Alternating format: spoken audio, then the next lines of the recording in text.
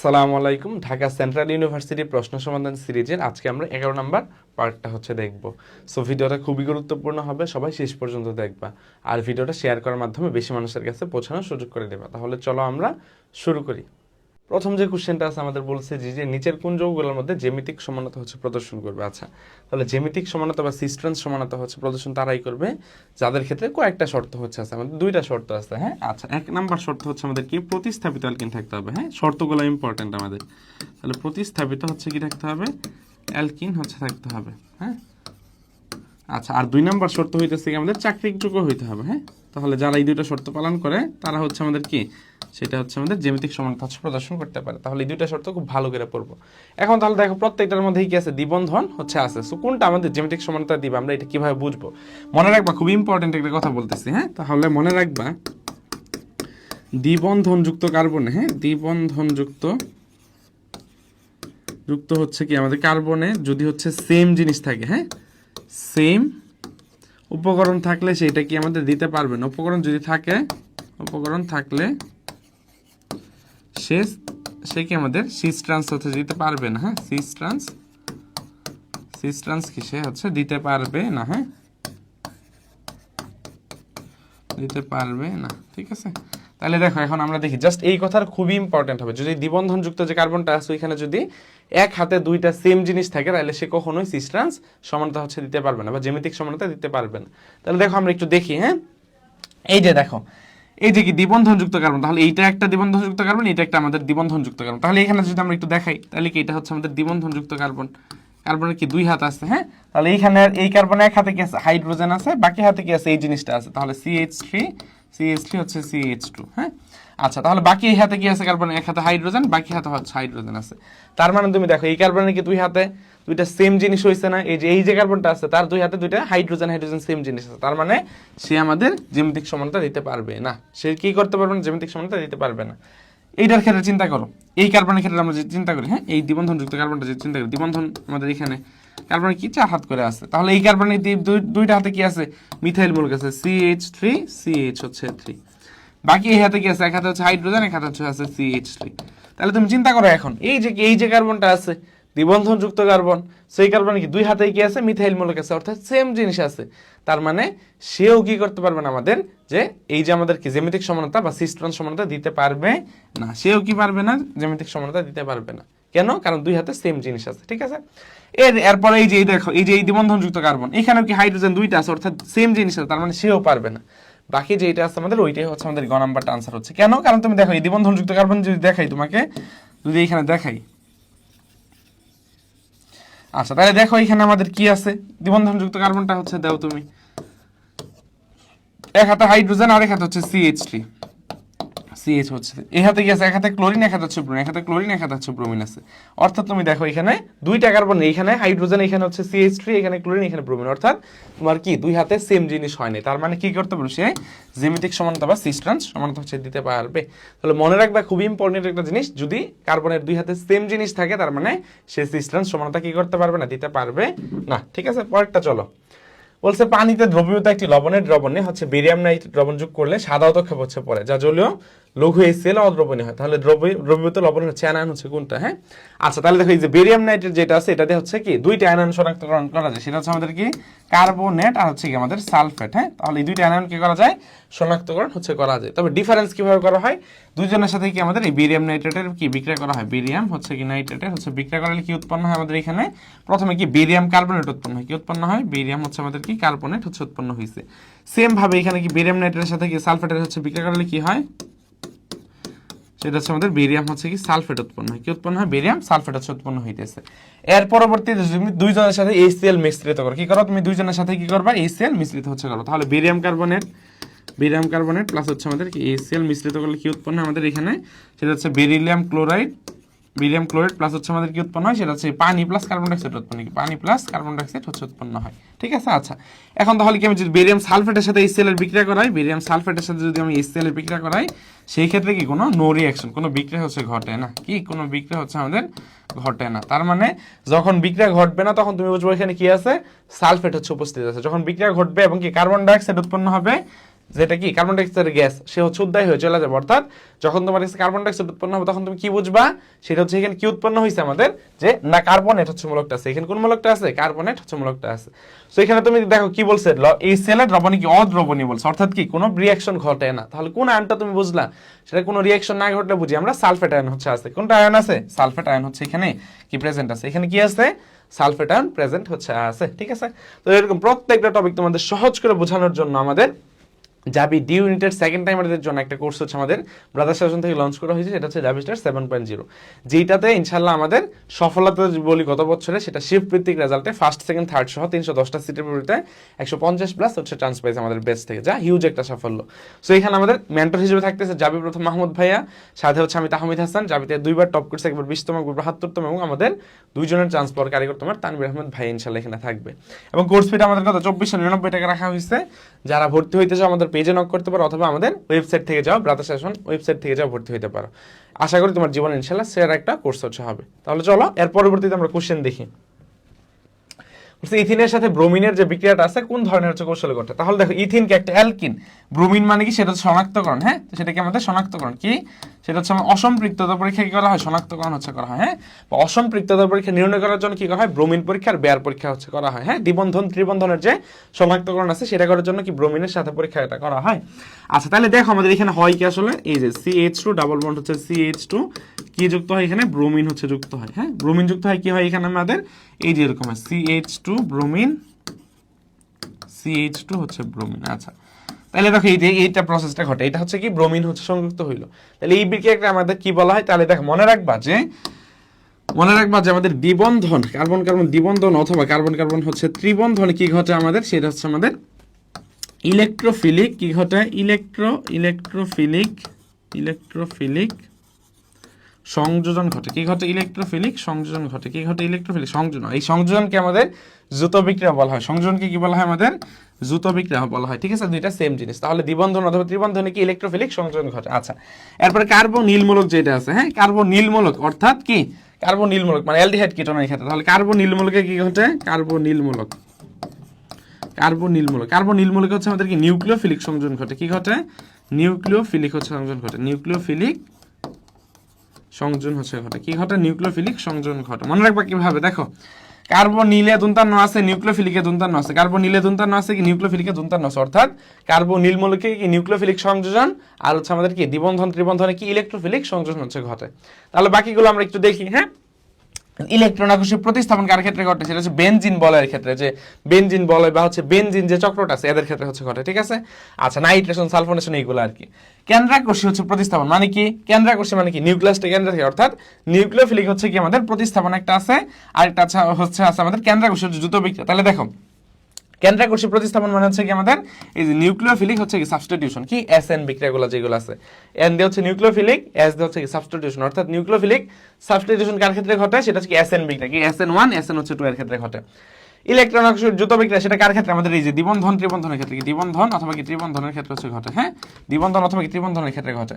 Electron কেন্দ্রাকর্ষী দ্রুত বিক্রিয়া মানে কি নিউক্লিওফিলিক হচ্ছে দ্রুত বিক্রিয়া, কেন্দ্রাকর্ষী যৌথ বিক্রিয়া মানে কি যে নিউক্লিওফিলিক সংযোজন বা যৌথ বিক্রিয়া। তো তাহলে এটা কার ক্ষেত্রে ঘটছে, কার্বনিল মূলকের ক্ষেত্রে ঘটছে। এটা কার ক্ষেত্রে ঘটছে, কার্বনিল মূলকের ক্ষেত্রে ঘটছে।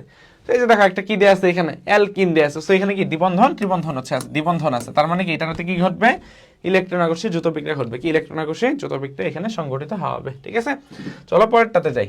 বলছি নিচের কোনটি হচ্ছে হ্যান্ড স্যানিটাইজার, হচ্ছে হ্যান্ড স্যানিটাইজার তৈরিতে হচ্ছে মানে কোনটা ব্যবহার করা উচিত নয়। এখানে কি মিথানল ব্যবহার করা উচিত নয়, কারণ এটা কি মিথানলটা হচ্ছে বিষাক্ত থাকে, কি থাকে, যেটা তোমার কি ক্ষতি করবে। হ্যাঁ, আর বাকি যেটা আছে এই যে ইথানলটা, এটা হচ্ছে আমাদের প্রায় 60% হচ্ছে আমাদের কি তোমার হ্যান্ড স্যানিটাইজার তৈরিতে হচ্ছে ইথানলটা মেইন উপাদান হিসেবে কাজ করে। এবং কি এই যে ইথানল, আইসোপ্রোপাইল অ্যালকোহল এগুলো কি হিসেবে কাজ করে, এগুলো জীবাণুনাশক হিসেবে কাজ করে। কি জীবাণুনাশক হিসেবে কাজ করে, জীবাণুনাশক হিসেবে কাজ করে। ঠিক আছে, আচ্ছা, এরপর গ্লিসারল যেটা আছে এটা কি আমাদের সেটা ময়েশ্চারাইজিং এজেন্টের উপর কাজ করে, ময়েশ্চারাইজার রূপে হচ্ছে কাজ করে। কি রূপে, ময়েশ্চারাইজার রূপে হচ্ছে কাজ করে। ঠিক আছে, তাহলে এখানে তুমি কি ইউজ করবা না, মিথানলটা বিষাক্ত সেটা হচ্ছে ইউজ করা যাবে না। হ্যাঁ, বুঝাইতে পারছি। আচ্ছা, বলছে গামা রশ্মির ক্ষেত্রে হচ্ছে কোনটা সঠিক। হ্যাঁ, গামা রশ্মি একটা তড়িৎচুম্বকীয় রশ্মি যার কোনো চার্জ নাই, যার কোনো কি নাই, চার্জ নাই, এটা আমরা সবাই জানি। এই বেসিকটুকু দিয়ে আমরা আনসার করতে পারবো। ঠিক আছে, আচ্ছা, তাহলে দেখো গামা রশ্মি একটা তড়িৎচুম্বকীয় রশ্মি, সে কোনো তার কোনো চার্জ নাই, তার মানে সে কি পজিটিভ চার্জ নেগেটিভ চার্জ কোনটা দ্বারাই বিক্ষিপ্ত হবে না। হ্যাঁ, তাহলে কি এখানে কি ধনাত্মক আধানযুক্ত চার্জ দ্বারা বিক্ষিপ্ত হয়, তার মানে এটা ভুল। ঋণাত্মক আধান দ্বারা হচ্ছে কি হয় বিক্ষিপ্ত হয়, তার মানে এটা ভুল, কারণ তার কোনো চার্জই নাই, সে কি করতে পারবে, কিছুই করতে পারবে, ঠিক আছে। সো বাহ্যিক ক্ষেত্র দ্বারা কি হয় না, প্রভাবিত হয় না, এটাই সঠিক আনসার, ঠিক আছে। এটা কি হবে সঠিক আনসার, কারণ আরেকটা সঠিক না, ইলেকট্রন এটা কার, বিটা রশ্মি মানে তুমি বুঝো ইলেকট্রন কি, বিটা মানে বুঝো তুমি ইলেকট্রন, হ্যাঁ। সো আর গামা মানে কিন্তু তুমি ইলেকট্রন হচ্ছে বুঝো না, সো এইটা হওয়া সম্ভব না। তো বাকি যেটা আছে ওইটাই হচ্ছে আমাদের আনসার, বাকি যেটা আছে কি আমাদের ওইটাই আমাদের এখানে সঠিক আনসার, হ্যাঁ ঠিক আছে। আচ্ছা, এখানে গামা রশ্মির কিছু বৈশিষ্ট্য দেওয়া আছে, এগুলো একটু দেখে নেবে, হ্যাঁ। গামা রশ্মি অতি ক্ষুদ্র হচ্ছে তরঙ্গদৈর্ঘ্য, বিদ্যুৎ চৌম্বকীয় তরঙ্গ, এর কোনো ভর এবং কি চার্জ নাই। পর হচ্ছে এটাকে আলোর বেগে হচ্ছে গমন করতে পারে। পর হচ্ছে বৈদ্যুতিক ক্ষেত্র দ্বারা কি হয় না, বিক্ষিপ্ত হয় না। পরে চৌম্বক ক্ষেত্র দ্বারা বিক্ষিপ্ত হয় না, অর্থাৎ কারণ যেহেতু নিজেরই চার্জ নাই, তার মানে সে কি কারোর সাথে মানে ওরকম কি মানে ক্রিয়াশীল হচ্ছে না আর কি। সো সবকিছুর ক্ষেত্রে সে নিষ্ক্রিয় অবস্থায় থাকে। সো এইগুলো আমি একটু বৈশিষ্ট্যগুলো একটু দেখে রাখবে, হ্যাঁ। আচ্ছা, এরপর দেখো তাহলে বলছে কি 4f হচ্ছে অরবিটালের ক্ষেত্রে, ইলেকট্রনের ক্ষেত্রে কোন কোয়ান্টাম সংখ্যার সেটটা হচ্ছে সঠিক। আচ্ছা, তাহলে দেখো এখানে আমার 4f এর ক্ষেত্রে কি কি হইতে পারে, যে n এর মান কত আমাদের 4, হ্যাঁ। আচ্ছা, পর হচ্ছে আমাদের l এর মান কত, সেটা হচ্ছে কি তোমার s p d হচ্ছে f। সো এই ক্ষেত্রে হচ্ছে 0 1 2 হচ্ছে 3, অর্থাৎ l এর মান এখানে কত, f এর ক্ষেত্রে হচ্ছে 3 হয়, কত হয় 3 হয়। আচ্ছা, m যেটা আছে, m এর মান আমরা জানি কি হয় 0 সহ কি প্লাস মাইনাস হচ্ছে l হইতে পারে, কি 0 সহ প্লাস মাইনাস এল হচ্ছে হইতে পারে, সেটা কি আমাদের এম এর মান। আচ্ছা, তাহলে এখন দেখো এই যে তোমার 3 আছে, এটা কি আমার এম এর মান পাইছে, তার মানে আমার কি এল এর মান কি কি হইতে পারে, তাহলে -3 পরে হচ্ছে আমাদের -2 -1 পরে হচ্ছে 0 +1 আর হচ্ছে কি প্লাস হচ্ছে 2। তাহলে এই মানগুলাই তুমি পাইতে পারি, এই মানগুলাই আমি পাইতে পারি না, এই মানগুলাই হচ্ছে আমি পাইতে পারি। তাহলে এখন চিন্তা করো একটু, দেখো আমরা অপশনগুলো জাস্ট মিলাই, হ্যাঁ। আর হচ্ছে এস এর মান কি হবে +1/2 অথবা -1/2 হইতে পারে, +1/2 +-1/2 হচ্ছে হইতে পারে, কি +-1/2 হইতে পারে। এখন তাহলে দেখো একটু মিলাই, n এর মান 4, l এর মান 3, ঠিক আছে। এখন m এর মান কত হয়ে গেছে, 4 হয়ে গেছে। এখন দেখো m এর মান কি এখানে তোমার 4 আছে, -3 -2 -1 0 +1 +2, 4 তো নাই তোমার এখানে, তার মানে কি এটা হওয়া সম্ভব, এটা হওয়া সম্ভব না, বেশি হয়ে গেছে, সো এটা অসম্ভব। পরেরটাতে দেখো তোমার n এর মান 4, l এর মান হচ্ছে 2। এখন তুমি l এর মান কত পাইছো, তুমি l এর মান পাইছো হচ্ছে 3, তাহলে এখানে দেয়া আছে হচ্ছে 2, তার মানে এটা ভুল আছে, সো এটাও সম্ভব না, এটাও ভুল। পরেরটাতে n এর মান হচ্ছে 4, l এর মান 3, এটা ঠিক আছে। m এর মান কত +1, ঠিক আছে, এই যে +1 তো তুমি পাইছো এখানে, m এর মান +1 পাইছো, +1/2, তার মানে কি এটা ঠিক আছে, আমরা বুঝলাম। পরেরটা দেখি যদি একটু কি ভুল আছে, n এর মান হচ্ছে 4, l এর মান 3, ঠিক আছে। এখন m এর মান হচ্ছে -4 হইছে, -4 কি তুমি এখানে পাইছো, -4 পাও নাই, তাহলে কি এটা সঠিক আছে, সঠিক না, তার মানে কি এটাও ভুল আছে, এটাও ভুল আছে, শুধুমাত্র এটাই সঠিক। তাহলে এটাই কি আমাদের শুধুমাত্র সঠিক হচ্ছে, ঠিক আছে, এটাই তাহলে কি আমাদের শুধুমাত্র সঠিক আনসারটা হইতেছে, বুঝতে পারছি। তাহলে চলো নেক্সটটাতে আমরা যাই। বলছে বেনজিনের ইলেকট্রন আকর্ষী প্রতিস্থাপন বিক্রিয়ায় কোন হচ্ছে বলা এটা সক্রিয়কারী গ্রুপ, অর্থাৎ বেনজিন বলয় সক্রিয়কারী মূলক কে কে আছে, হ্যাঁ। তাহলে বেনজিনের উপর যে জিনিসটা বসলে বেনজিনটা সক্রিয় হয়ে যায়, সো এরকম মনে রাখবা, সেটা হচ্ছে আমরা এই মিনের x এর মাধ্যমে মনে রাখবো, কার x, এই মিনের হচ্ছে x, হ্যাঁ, কার x, এই মিনের হচ্ছে x, হ্যাঁ। আচ্ছা, তাহলে দেখো এই মিনটা হচ্ছে কি, এই মিন নিজে NH2, এই দিয়ে হচ্ছে আমাদের কি অ্যালকোহল, হ্যাঁ। আচ্ছা, পরে হচ্ছে মদে হচ্ছে আমাদের মিথাইল মূলক CH3, আর x দিয়ে হচ্ছে আমাদের কি হেলোজেন, x দিয়ে হচ্ছে আমাদের কি হেলোজেন, হ্যাঁ, x হচ্ছে আমাদের হেলোজেন। তাহলে কি ফ্লোরিন, হেলোজেনের মধ্যে কি আছে ফ্লোরিন, ক্লোরিন, ব্রোমিন হচ্ছে কি আমাদের, ব্রোমিন হচ্ছে আয়োডিন। তাহলে কি আছে, এগুলো হচ্ছে কি আমাদের বেনজিন বলে সক্রিয়কারী মূলক, অর্থাৎ এরা কি নির্দেশক হিসেবে কাজ করে, অর্থপারী নির্দেশক হিসেবে কাজ করে। তাহলে অর্থপারী নির্দেশকগুলো কি হয় আমাদের, বেনজিন বলয় সক্রিয়কারী মূলক হয়। অর্থপারী নির্দেশকগুলো কি হয়, বেনজিন বলয় সক্রিয়কারী মূলক হচ্ছে হয়, ঠিক আছে। বেনজিন বলে সক্রিয়কারী মূলক কি, সেটা হচ্ছে অর্থপারী নির্দেশকগুলো।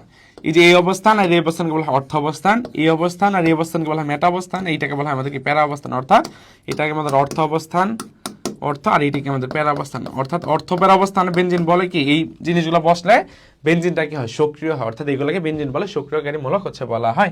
তাহলে এই যে অ্যালকোহলটা আছে এটাকে বেনজিন বলে সক্রিয়কারী মূলক, বাকিগুলো কি আছে আমাদের বেনজিন বলে নিষ্ক্রিয়কারী মূলক হবে। আর কি তাহলে কোন অবস্থানে বসবে, সেটা মেটা অবস্থানে বসবে। এই যে আমাদের কি মেটা অবস্থান না এটা, তাহলে মেটা অবস্থানে কি হয়, বেনজিন বলে নিষ্ক্রিয়কারী মূলকগুলো বসে, বেনজিন বলে কি নিষ্ক্রিয়কারী মূলকগুলো মেটা অবস্থানে হচ্ছে বসে, ঠিক আছে।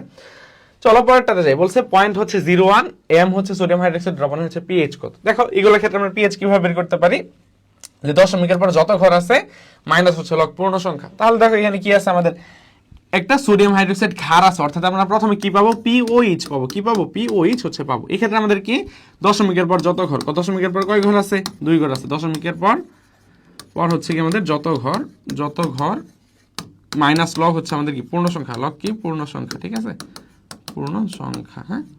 আচ্ছা, তাহলে এখন দেখো, তাহলে দশমিকের উপর কয় ঘর আছে, 2 ঘর আছে, মাইনাস লগ পূর্ণ সংখ্যা, লগ পূর্ণ সংখ্যা কত আছে এখানে 1 হচ্ছে আমাদের পূর্ণ সংখ্যা, তাহলে লগ হচ্ছে আমাদের 1, তার মানে কি 2 মাইনাস হচ্ছে লগ 1 এর মান কত, সেটা হচ্ছে আমাদের 0 হয়, লগ 1 এর মান কত, সেটা হচ্ছে 0 হয়। তার মানে তুমি দেখো 2 মাইনাস হচ্ছে 0, তার মানে হচ্ছে 2, পিওএইচ পাইছো 2, তাহলে এখন পিএইচ কত পাবা, পিএইচ কত পাবো সেটা হচ্ছে আমাদের কি 14 মাইনাস হচ্ছে 2, তার মানে হচ্ছে পিএইচ পাবো হচ্ছে 12, পিএইচ কত পাবা সেটা হচ্ছে 12 পাবো, তার মানে পিএইচ কত পাচ্ছ আমি 12 হচ্ছে পাইতেছি, কত পাইতেছি পিএইচ পাইতেছি 12, ঠিক আছে। সো এখানে এসিড আছে নাকি ক্ষার আছে এটা খুব ভালো করে খেয়াল করতে হবে, আমরা সবাই বের করতে পারি। এখন 2 কিন্তু তোমার অপশনে আছে, দেখো 2 কিন্তু আনসার অপশনে আছে, তো সেটা কিন্তু পিওএইচ এর মান।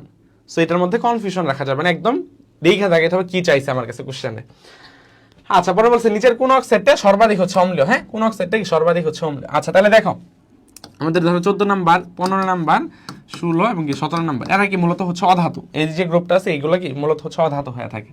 আমরা জানি কি যত তুমি বাম থেকে ডান দিকে যাও তত কি হয় অধাতব ধর্ম বৃদ্ধি পায়, কি অধাতব ধর্ম কি পায় বৃদ্ধি, অধাতব ধর্ম কি পায় বৃদ্ধি হচ্ছে পায়, হ্যাঁ বৃদ্ধি পায়। যেহেতু অধাতব ধর্ম বৃদ্ধি পাইতেছে তার মানে কি 17 নাম্বার গ্রুপের যে অধাতুগুলো আছে এগুলো সবচেয়ে বেশি সক্রিয় না, যেহেতু অধাতব ধর্ম বৃদ্ধি পাচ্ছে তার মানে অধাতুরাও কি হচ্ছে সক্রিয় হচ্ছে, অধাতুরাও কি হচ্ছে সক্রিয় হইতেছে। অর্থাৎ এই যে এখানে ফ্লোরিন যে আছে 17 নাম্বার সে কি সবচাইতে হচ্ছে কি সক্রিয় অধাতব হচ্ছে মৌল, সক্রিয় অধাতব মৌল সেটা কি ফ্লোরিন, এটা আমরা সবাই জানি, এটা কি আমরা সবাই জানি। আচ্ছা এখন এটা বলার মানে কি, কারণ আমরা জানি কি হয় অধাতুর অক্সাইডগুলো কি অম্লধর্মী, অধাতুর অক্সাইডগুলো কি হয়, অধাতুর কি অক্সাইডটা কি হয় অম্লধর্মী, অধাতুর অক্সাইড কি হয় অম্লধর্মী, অধাতুর অক্সাইড কি হয় অম্লধর্মী হচ্ছে হয়, অধাতুর অক্সাইড কি হয় অম্লধর্মী, তাহলে অধাতুর অক্সাইড অম্লধর্মী, অধাতুর অক্সাইড অম্লধর্মী হয়ে থাকে, অধাতুর অক্সাইড কি হয় অম্লধর্মী হয়ে থাকে। এখন তাহলে দেখো যে অধাতুটা যত বেশি সক্রিয় হচ্ছে তার অক্সাইডটাও কি তত বেশি সক্রিয় হবে না, সহজ কথা, যেই অধাতুটা যত বেশি সক্রিয় হচ্ছে তার অক্সাইডটাও কি হবে তত বেশি সক্রিয় হবে, তাহলে আনসার শেষ, ঠিক আছে। তাহলে এখন দেখো আমরা যদি দেখাই 14 নাম্বার গ্রুপের আছে কার্বন, পরে হচ্ছে আমাদের কি কার্বন, পরে হচ্ছে আমাদের কি সিলিকন, কি 14 নাম্বার গ্রুপের কি সিলিকন না 14 নাম্বার হচ্ছে গ্রুপের। আচ্ছা এরপরে কি আছে ফসফরাস হচ্ছে আছে, ফসফরাস কত 15 নাম্বার হচ্ছে গ্রুপের মূল। এখন তুমি বলো এই কার্বন ফসফরাসের যত তুমি বাম থেকে ডান দিকে যাবো তত কি অধাতব ধর্ম বৃদ্ধি পায়, অর্থাৎ এই কার্বন আর সিলিকনের চেয়ে কে এখানে সক্রিয় অধাতু, সেটা কি ফসফরাস থেকে আমাদের এখানে সক্রিয় অধাতু, কি বেশি সক্রিয় অধাতু, সক্রিয় হচ্ছে অধাতু, যেহেতু সে সক্রিয় অধাতু তার মানে তার যে অক্সাইডটা আছে ওইটাও কি হবে সক্রিয় হবে, তার যে অক্সাইডটা আছে ওটা কি হবে সক্রিয় হবে। আনসার এখানে কোনটা হচ্ছে, তার মানে যে P2O5 কি আমাদের এখানে সর্বাধিক হচ্ছে অম্লীয় অক্সাইড গঠন করবে এখানে এই চারটা অপশনের মধ্যে। এই কার্বন মনোক্সাইড সে তো নিরপেক্ষ অক্সাইড গঠন করে, সে কি আমাদের নিরপেক্ষ অক্সাইড হচ্ছে গঠন করে, হ্যাঁ।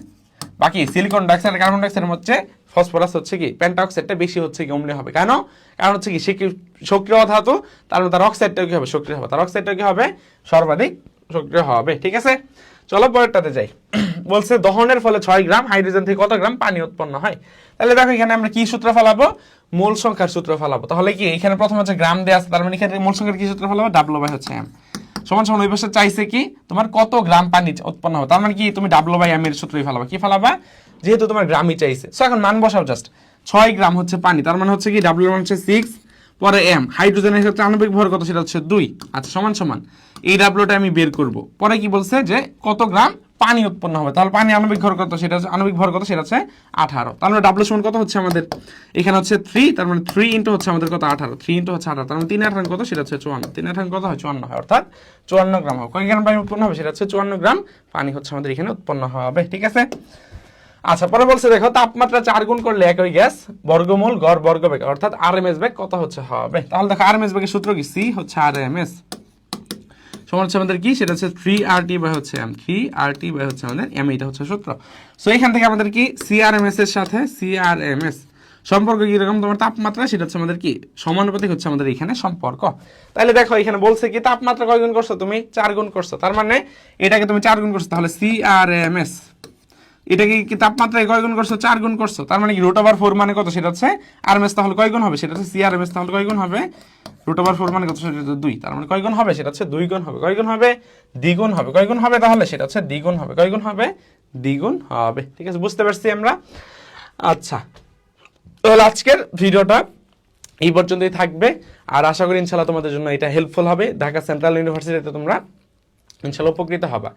আর হচ্ছে যারা ভর্তি হওয়া আমাদের জাবিটি ইউনিটের কোর্সে ভর্তি হয়ে যেতে পারে ইনশাআল্লাহ, খুবই সুন্দর একটা গুছানো কোর্স হবে। সো সবাই ভালো থাকো, আসসালামু আলাইকুম।